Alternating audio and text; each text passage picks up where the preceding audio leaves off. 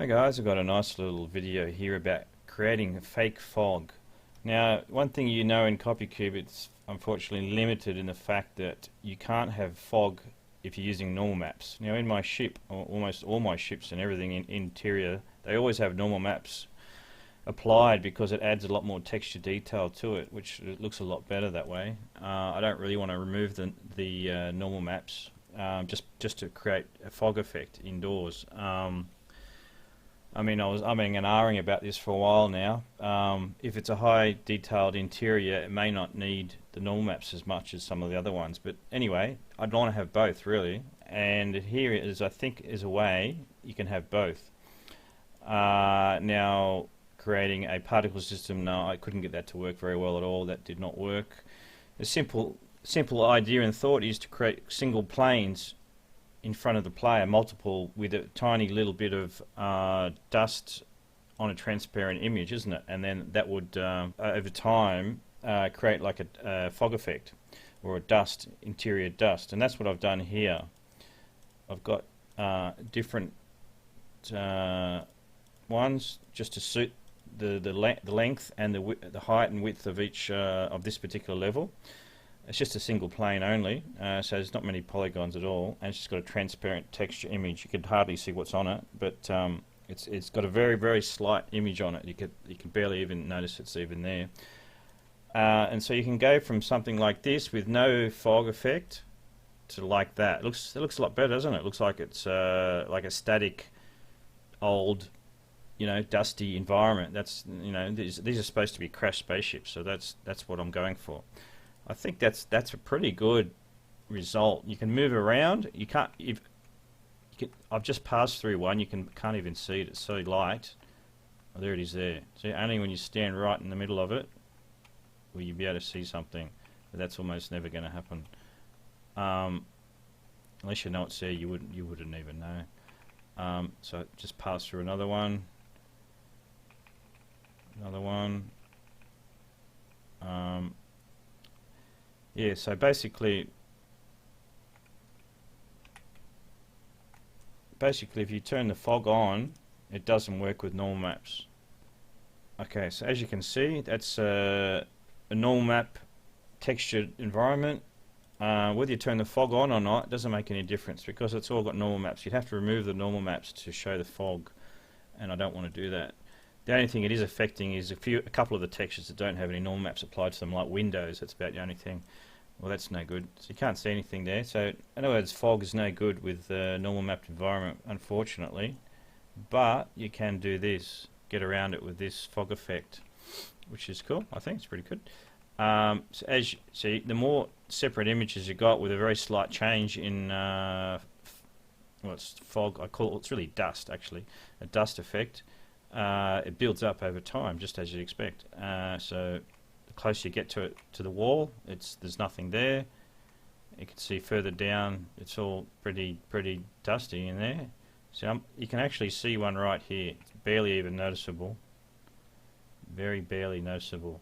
Now, there's a couple of tricks I've applied to that to get that. I'll show you another image just so you can see. Too many images. We'll try that one. Okay, so this is number 5. So if I change this texture, you can now see that's where it is. Obviously that's way too harsh, too much, and also you can see it going over the edges in a sharp change. That's no good. That's no good. You don't want that. So you don't want to see any of that stuff as little as possible anyway. So what I've done is created my own dust. I couldn't find any online or anything else, so I had to create my own, and I'll show you how to do it. Create your own, it's quite easy. Now there's a couple of tricks. So those edges, the top, bottom and each sides, you don't want to see the harsh cutoff, as it connects with the ground. You don't want to see that. So I'll show you a trick around that. So you just either load an image or create a new one, whatever. I think 256 or 128, something low resolution works better this way because it's you don't want to see any high detail. I'm just going to scale that up.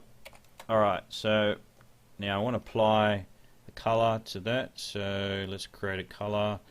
Could be grey, browny color. Doesn't really matter too much. More grey. We'll go with that one. and I'm just going to go fill with foreground color to start with.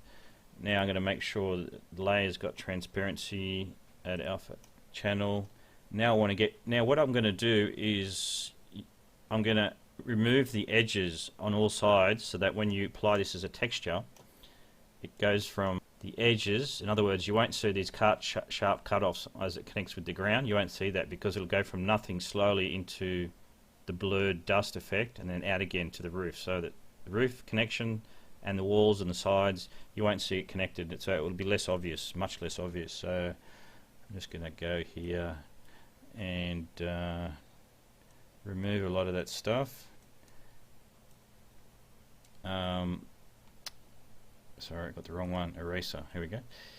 So I'm going to just take all that out. Now that's just, I need a hard cut off to start with, and I'll gradually work my way in. So at the very edge I need a 100% removal of any colour. So just go over that a few times. That should be pretty good. Yeah, and now I'm going to just reduce the harshness of it over time so I can blend it in a bit better. That's not bad, maybe a bit too much actually. Size. Actually, oops, better with that.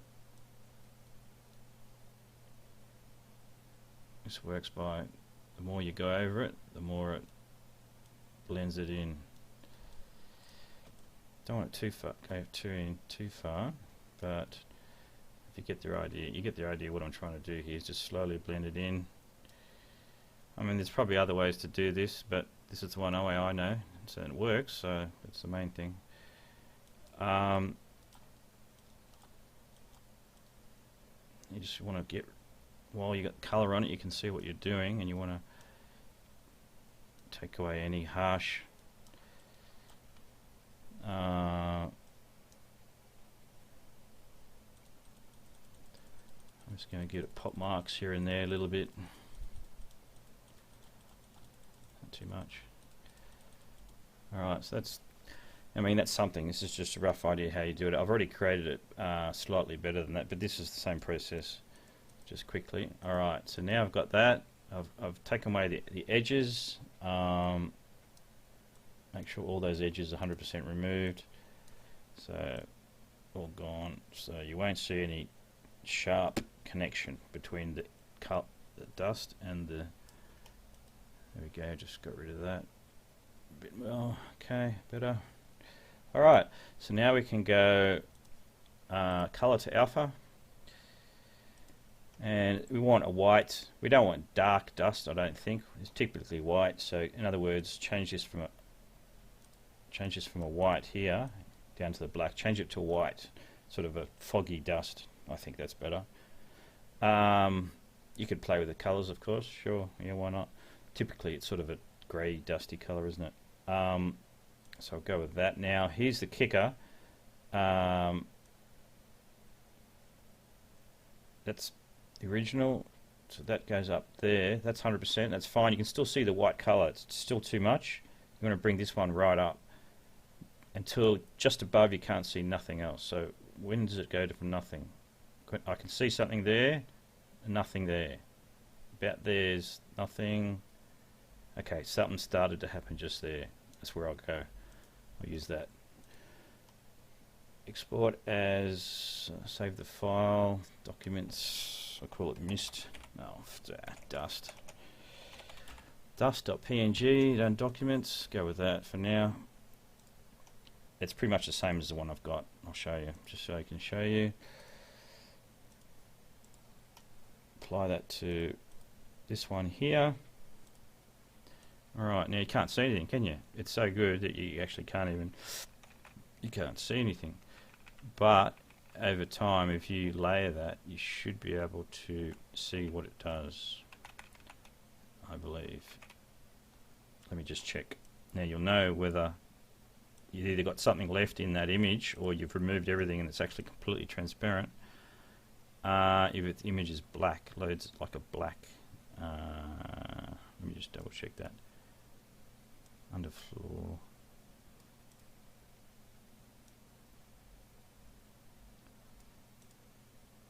Dust. There it is. 256. It's a white image, so it's saying there's something there. That's my old one. That's the new one. So anyway, I've got to change all of them to just, for example, this dust one.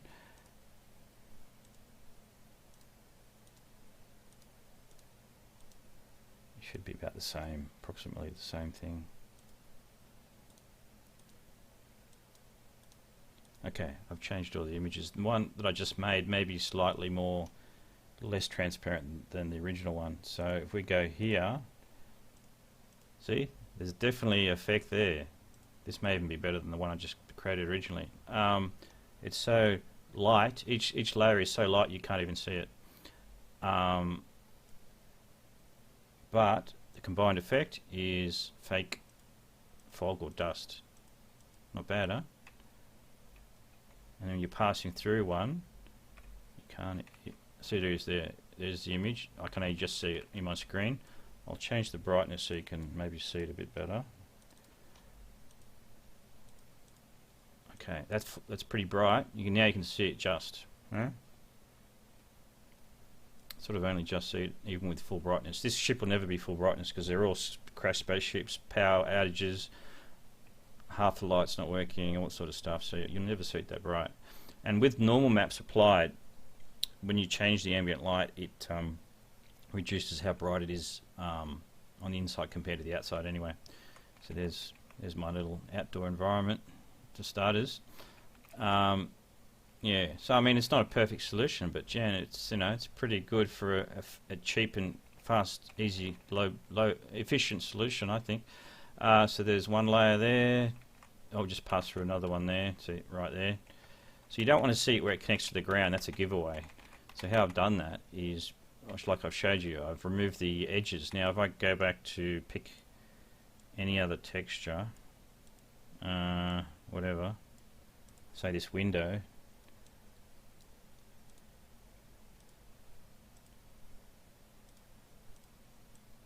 See, if you can see the hard edges on this one, but basically I've positioned it so it's just above the ground and just below the ceiling, and just before the edges of the walls as well. I mean, it doesn't have to be perfect, but that's the way I found it works the best. I mean, this one there is a bit off because you're missing this whole section just there, but every other one is pretty good. This one here, it's close enough, I suppose. It's just, you don't need to, it's not have to be perfect, you just need to see from most angles a bit of, long distance down the other end of the room. You need to see it's a bit dusty, and theoretically I could probably apply a one of those shaders to move the image up and down, or down, as dust falls from the ground. That's a cool idea. But if you did that, you'd have to change the image to be, instead of a solid image like a glass, you'll have to change it to be like little tiny particles on a PNG image, and lots of full transparency in between, so that you don't see these hard cut-offs at the sides as well, top and bottom. For example, this one, you can see it's I've just got it below the ceiling and just above the floor. It doesn't have to be perfect, but yeah, you don't want, it works better if you don't have it touching those edges. Yeah, that looks pretty good, doesn't it? Yeah, not too bad at all. I think this new dust one may even be better than the last one, the first one I made. Yeah, so yeah, so it's not too bad at all. So we've got all those, and I'll put them into a folder and just switch them on and off that way. So even at full, very bright area, during the day, you really can't see it, or very hardly. I mean, yeah. So just get the position of it right, so it doesn't touch the top or the bottom or the edges. Do the very, very, very light PNG transparency image. I think that's a pretty good solution. That's as good as you're going to get. It's never going to be perfect, but I mean, if you want normal maps and you want this sort of effect, I think that's what you've got to do. Unless there's a shader out there that can do this, I don't think so. This is, obviously very low, very efficient way to do it. It's not going to take much CPU power, I don't think, doing something like this. Transparent images. Yeah, so I'll see how that goes. Hopefully that'll work out alright. So far it seems pretty good. Yeah. Alright guys, hope you enjoyed that. Cheers.